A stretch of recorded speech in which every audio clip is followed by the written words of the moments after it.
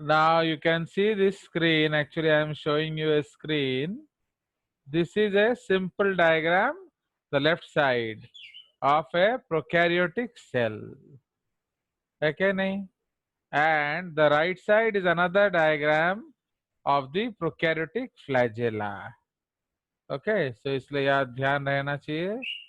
So this is the diagram of a prokaryotic cell. Okay, and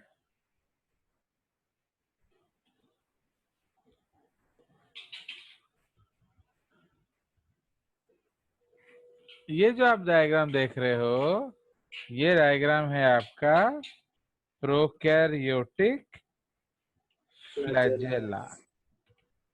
So this is the basic two concepts shown here. So here what you are seeing, that yellow layer is actually the cell wall, and you know that the cell wall is made up of peptidoglycan. Okay, it is followed by the nuclear membrane. Okay, and जो nuclear membrane है आपका, इस nuclear membrane में actually यही थोड़ा outer layer दीजिए to be clear. Actually यह glycocalyx दिया है, तो इसीलिए ये तीन लेयर है. The yellow layer is the glycocalyx, the outer most layer to cell wall. See, any aquatic thing, it has to protect itself from water. So there will be a lot of carbohydrates, slimy carbohydrates, which give it a protection, and that is called the glycocalyx. More detail we'll discuss later on. उसके बाद ये जो chocolate colour का layer दिख रहा है आपको, so that chocolate layer is basically called the cell wall, and this blue layer is called the cell membrane, and you see in the inside there is no other membrane. So that is why this is basically referred to as the endomembrane system. ठीक है, तो इसको हम लोग there is no endomembrane system हम बोलते हैं, या इसको सिंगल एनवलप सेल कहते हैं, या सिंगल मेम्ब्रेन स्ट्रक्चर कहते हैं. Now you are very distinctly seeing the nucleoid region. So what is a nucleoid region? It is that region which is basically rich in your genetic material of the cell. Since it is not properly packaged into chromosomes, and since it is not properly enveloped in a membrane like structure, so this is called the what? So this is called your what? This is called your cell. This is called a nucleoid. Yeah, you can say it improper nucleus, yeah, primitive nucleus, whatever you are using terms. Now, other than this, you are seeing there is clear cytoplasm, nothing else is visible, and these full stop like structures, they are ribosomes. So why are you seeing ribosomes? They are organelles. तो इसमें तो कोई भी organelle नहीं होता है, तो ribosome कैसे होता है? बोलिए, why ribosomes exist?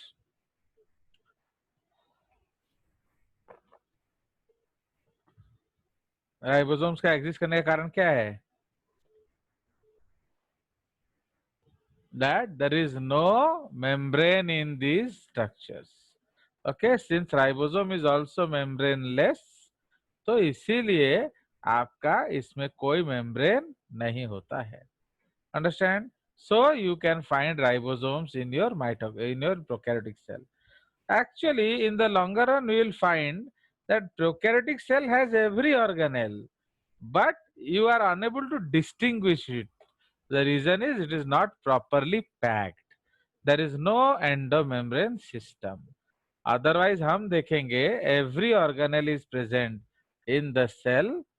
Only difference is where it is present, and उसका जो proper morphology हमें नहीं दिखता. The reason is it is not packaged properly. So this is the case. So I think we will go into our class now. So we are around 3 people short. Still we will go ahead. चलिए, तो हम लोग discuss कर रहे थे differences between prokaryotic and eukaryotic cell. So we started from outside, या from the nucleus part. So इसीलिए हम लोगों ने क्या देखा कि we call it that they don't have definite nucleus. what does definite nucleus mean? We discussed very clearly that definite nucleus का मतलब होता है कि उसपे का कोई मेम्ब्रेन बाउंड ऑर्गेनेल नहीं होता, सो इसके पास कोई मेम्ब्रेन बाउंड न्यूक्लियस भी नहीं होता है. Understand? So that is the difference. Otherwise, rest things exist. Okay.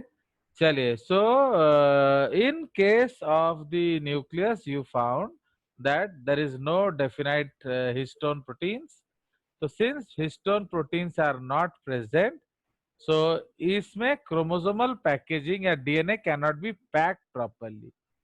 तो since DNA cannot be packed properly, तो हम लोग उसको क्या कहते हैं? Okay.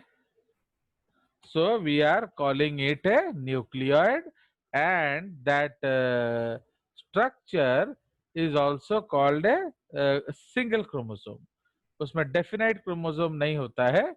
That structure is called single chromosome. Understand? So this is the case. Now इधर अगर आप देखेंगे तो यूकैरियोट्स में definite nucleus होता है. क्यों definite nucleus होता है? क्यों? उनके पास मेम्ब्रेन होता है एंड उनके पास हिस्टोन प्रोटीन्स होते हैं. हिस्टोन प्रोटीन होने के कारण क्या होता है? वो प्रॉपरली पैकेज कर सकता है अपने डीएनए को. चलिए, प्लस हम लोगों ने देखा that amount of DNA is very very less. Like in E coli DNA million base pairs में होता है, जबकि नॉर्मल यूकैरियोट्स में बिलियन बेस पेयर्स में होता है. तो जब न्यूक्लियाई मिलियन बेस पेयर्स में होता है तो आपका जो जीन्स है उनको इनफ डीएनए बैकअप नहीं मिलता. तो इसीलिए जो expression unit of A gene है उसको हम लोग ऑपेरॉन कहते हैं. तो in case of your prokaryotes बहुत सारे सिस्ट्रॉन्स को एक सेट ऑफ रेगुलेटरी यूनिट्स के साथ उसको बंधाया जाता है एंड ऑपेरॉन बनाया जाता है. So that is why prokaryotes में हम लोग उसको कहते हैं पॉलीसिस्टोनिक ऑपेरॉन. बट यूकैरियोट्स का 95% डीएनए का फंक्शन अभी तक हमें मालूम नहीं है. इसीलिए हम लोग कहते हैं कि जो यूकैरियोट्स है उसमें हर जीन का अपना अपना सेट ऑफ रेगुलेटर होता है. So that is why they are called monocistronic operons. Okay, and this is what we have discussed these things. Okay ना, इसलिए अमाउंट ऑफ डीएनए काफी ज्यादा होता है यूकैरियोट्स में. सो ये हम लोग न्यूक्लियस के बारे में बात कर रहे थे. अब हम लोग नेक्स्ट बात करेंगे. Okay, so now we will go into your other topics. So जो फर्स्ट टॉपिक हम लोग डिस्कस करेंगे is cell wall. Okay, now the next topic is cell wall. Max, Madhav, in prokaryotic cells, in prokaryotic cells, नहीं तो ऊपर जा होता है तो तक मात बेबी को नहीं जा. in prokaryotic cells क्या है? the cell wall is made up of क्या? is made up of peptidoglycan. Okay, peptidoglycan. So what is peptidoglycan? Comma, a glycoprotein na proteoglycan. This is called a proteoglycan. मतलब ये carbohydrate है. Okay, this is a carbohydrate. So it is made up of proteoglycan, which is a carbohydrate. ठीक है जी. Now अब ये जो प्रोटियोग्लाइकैन है, fine, तो actually what is the uniqueness of peptidoglycan? In this compound many glycan sheets. Glycan का मतलब क्या है? polymer of glucose, है polymer of glucose. So many glycan sheets are joined to each other with the help of small tetrapeptides. Okay, tetrapeptides मतलब small peptides made up of 4 amino acid residues. ठीक है, now ठीक है, तो ये आपका पेप्टिडोग्लाइकैन है, ये उसका यूनिक प्रॉपर्टी है. मोर डिटेल जब हम एक्चुअली उसके बारे में पढ़ेंगे इन प्रोकैरियोटिक सेल तब डिस्कस करेंगे. नाउ यूकैरियोट्स में क्या होता है? These cells may or may not have cell wall. Okay, may or may not have cell wall. ठीक है, जैसे अगर हम लोग देखें सबसे पहले आपका आ जाएगा फंजाई. ओके, फंजाई में cell wall is made up of chitin. Okay, made up of chitin bracket रे polymer of NAG. अगेन इसको होमो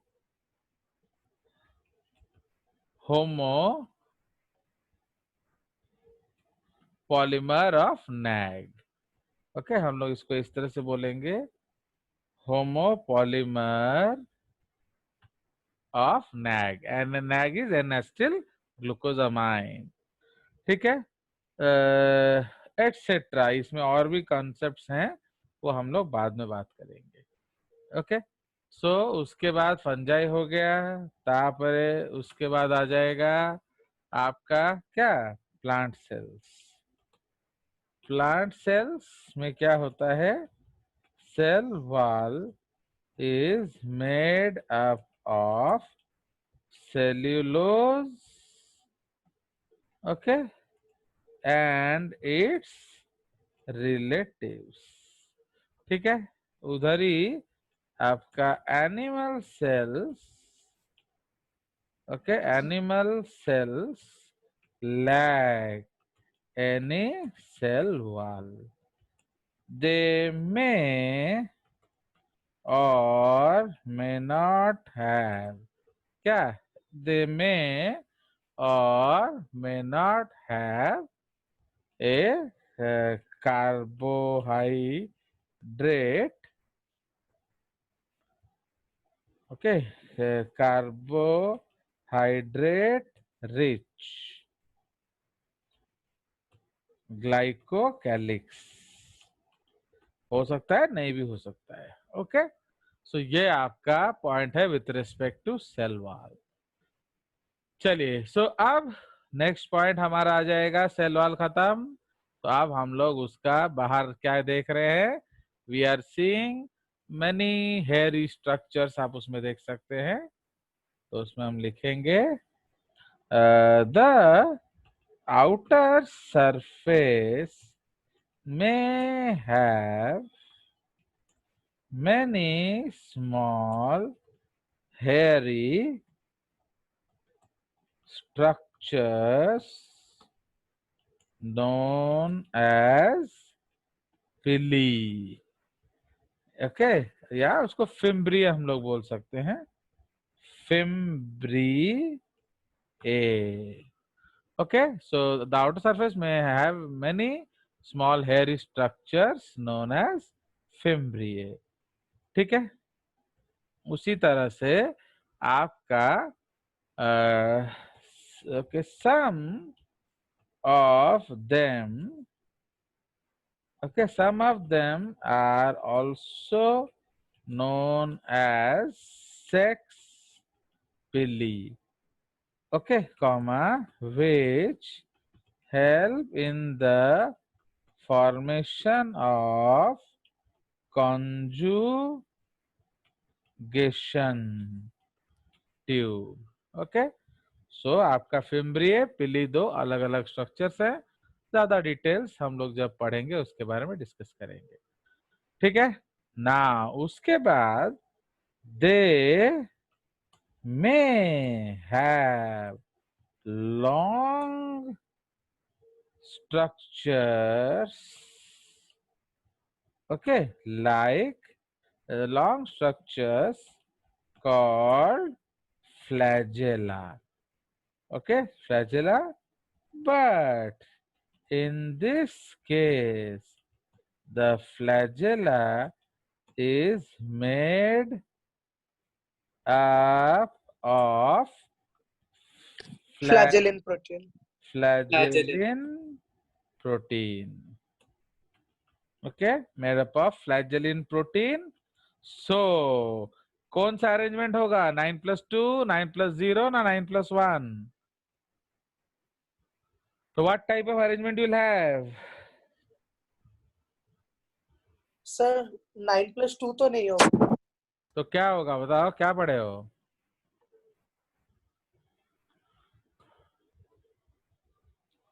जल्दी बताइए। Okay, but in this case the flagella are made of flagellin proteins, so there is no 9 plus, so there is no 9 plus dash, okay, 9 plus dash arrangement, which is actually made up of tubulin protein. समझ रहे हो? तो जो 9+ arrangement है वो tubulin protein का बना होता है, वो फ्लैजेलिन से नहीं बनता है। इसलिए जो फ्लैजेलिन प्रोटीन वाला फ्लैजेला है उसमें कोई भी 9 फाइन अरेंजमेंट नहीं होता। There is no 9 fine arrangement. Understood? So इसलिए the beautiful structure unique, the main difference in flagella is also the number and arrangement. Okay, they may have numerous flagella also. ठीक है, तो actually हम लोग आगे जब पढ़ेंगे कि इसमें बहुत ज्यादा फ्लैजेला हो सकता है। प्रोकैरियोट्स में क्या होता है, एक या दो होगा, बट इसमें ज्यादा भी हो सकते हैं। Understand? So that is the case. ठीक है, तो ये हमारा हो गया विथ रेस्पेक्ट टू क्या, with respect to prokaryotes arrangement. वही यहां हम लोग क्या पढ़ेंगे, फिम्ब्रिए एब्सेंट। तो यूकैरियोट्स में फिम्ब्रिए नहीं होता है, but many small hairy structures may be present. Okay, they are known as cilia, है कि नहीं? So they are known as cilia. Okay, तापरे longer structures are also called flagella, but here they are made up of tubulin proteins. Okay, so their microtubular arrangement is 9 doublet plus 2। Okay, तो उसको हम लोग 9 doublet plus 2 arrangement कहते हैं। Okay, similar Okay, similar microtubular arrangement, okay, is also reported in cilia. Okay, तो गोटे note लिखेंगे, cilia and flagella are homologous structures, comma, function may be same or different. है ना? Function may be same or different. So ये उसका concept है. Now in eukaryotes, flagella may be one or two, or suppose few, but not numerous. ठीक है, तो इसलिए eukaryotes में फ्लैजेला एक होगा, दो होगा, एक दो तो मैं भी जानता हूं, मैं न्यू फ्यू हो सकता है, अगर भी कुछ हुआ, हमको तो सब पता नहीं है, बट कम से कम न्यूमरस तो नहीं होगा. अंडरस्टैंड? तो ये हमारा सेकंड पॉइंट हो गया. चलिए, सो अब विथ रेस्पेक्ट टू फ्लैजेला हमने डिस्कस कर लिया. तापर नेक्स्ट स्ट्रक्चर हमें क्या दिख रहा है? So as we have discussed that no endomembrane system present.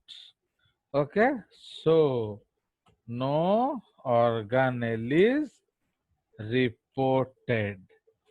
Okay, but almost all organelle present. ये जेजेस पढ़ाता है, ये और कोई नहीं पढ़ाता है. No endomembrane system present, so no organisms reported, but almost all organisms present. They are not distinguished.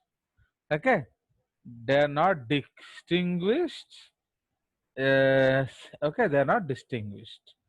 Okay, तो ये आप उसको पहचान नहीं सकते कि ये है, ये आत्मन है, ये सत्य सार्थक है, ये है, सब है, बट कोई दिख नहीं रहा. ओके, सो ये एक यूनिक जेजे स्टाइल पॉइंट है. तो इधर हम लिखेंगे, ओके, डेफिनाइट एंडोमेम्ब्रेन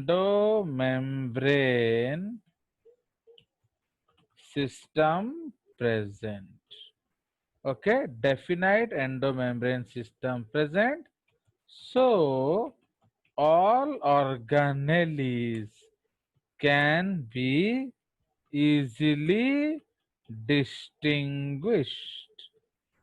है कि नहीं? All organelles can be easily distinguished due to their unique क्या morphological appearances. कोई शक? कुछ पूछना है पूछ लिया जाए.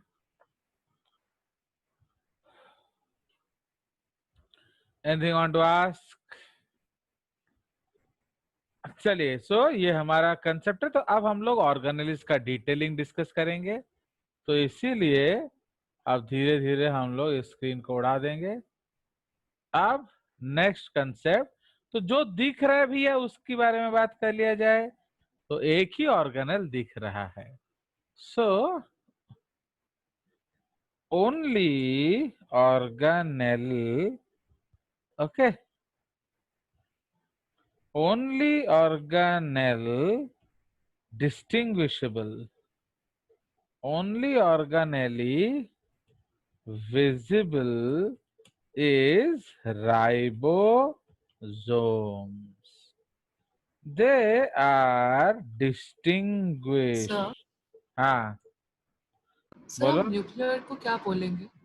न्यूक्लियोइड को क्या बोलेंगे? न्यूक्लियोइड ही बोलेंगे।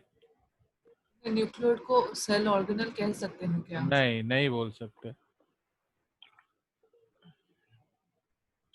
अगर आपने हमारा पहला टर्म डिस्कस किया था, देखिए ये थोड़ा कंट्रोवर्शियल है।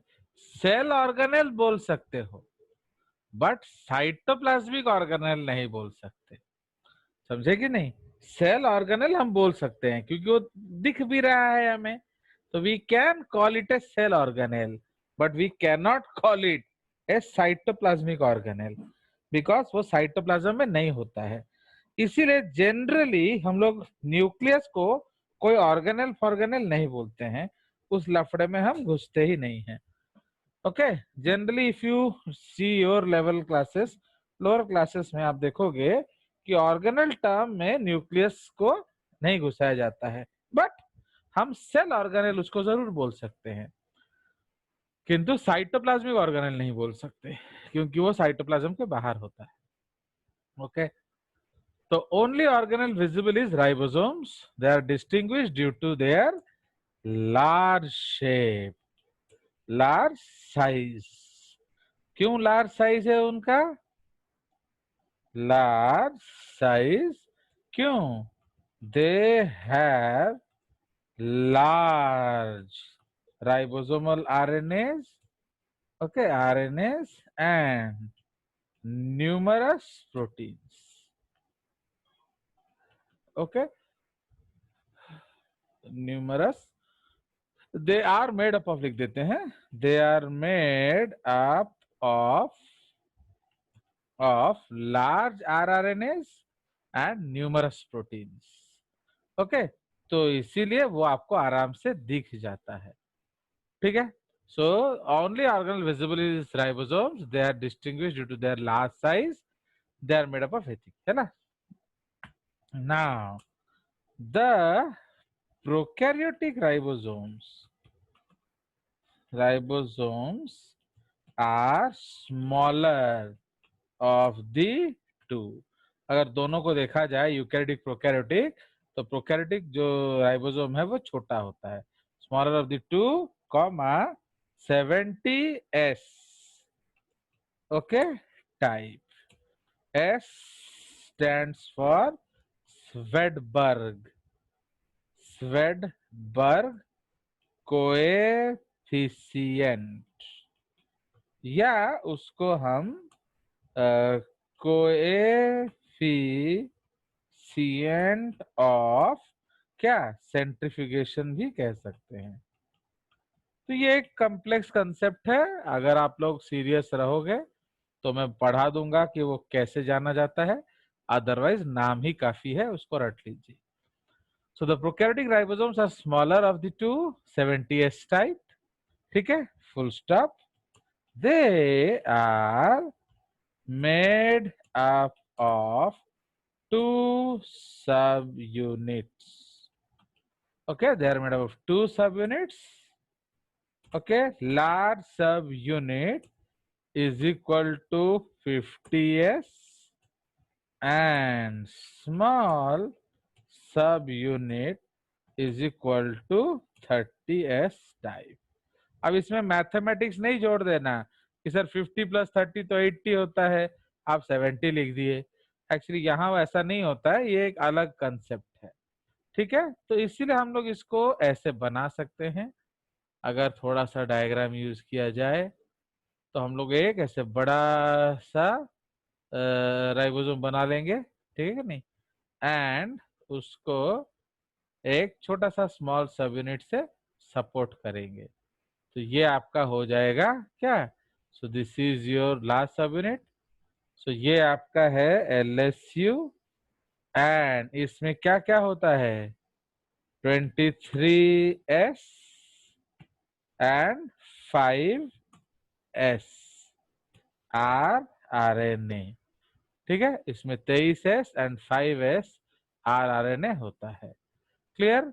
नीचे वाला जो सब यूनिट है तो उसको हम लोग कहते हैं क्या, स्मॉल सब यूनिट, कॉमा इसमें आपका 16S आरएनए होता है।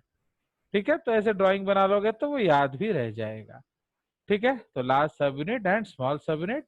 लार्ज सब यूनिट जो होता है वो 50s होता है, जबकि जो स्मॉल सब यूनिट होता है वो 30s होता है। जोड़ देने से ये 80s होता है। तो ये जो है ये आपका प्रोकैरियोटिक राइबोसोम है। अंडरस्टूड। उसी तरह से अगर हम लोग यहां देखें, in eukaryotes, okay, the ribosomes are larger, वो बड़े राइबोसोम्स होते हैं, comma 80s type. Okay, 80s type, full stop. They are made up of 2 subunits. उसी तरह से लार्ज सबयूनिट जो है, large subunit is 60s and small subunit जो है वो 40s होता है। अंडरस्टूड। चलिए, तो इसके लिए हम लोग क्या करेंगे, एक इसका बड़ा डायग्राम होता है, तो इसलिए हम लोग इसको बड़ा सा राइबोसोम बनाएंगे एंड उसको एक छोटे से सपोर्ट देंगे। So as usual this is your large sub unit, है कि नहीं, एंड इसमें ये आपका 60s होता है, इसमें 28s comma 5.8s and 5s are RNA होते हैं। Understood. So these are the RNAs. अब ये जो है ये आपका स्मॉल सब यूनिट होता है। Okay, this is the small सब unit which is 40s and उसमें आपका 18s आर आरएनए होता है। क्लियर। सो ये आपका दो अलग अलग तरह का राइबोसोम्स होता है। बट यहां हम एक नोट लिखेंगे, in eukaryotic organelles, okay, in eukaryotic organelles like आपको मालूम है माइटोकॉन्ड्रिया एंड क्लोरोप्लास्ट, है कि नहीं, लाइक माइटोकॉन्ड्रिया एंड क्लोरोप्लास्ट, क्या होता है, the ribosomes, okay, the ribosomes are of the smaller prokaryotic type, okay, they may be smaller than the 70s type, okay, also. तो इसलिए कोई जरूरी नहीं कि वो प्रोकैरियोटिक है तो 70s ही होगा, उससे कम वाला भी हो सकता है। ठीक है, तो ये आपका नोट है। So this is something about the ribosomes and आपको मालूम है दैट राइबोसोम्स क्या है, they are protein synthetic units. तो will not write about them now, will write about them in the next page. ठीक है, कुछ पूछना है पूछ सकते हैं।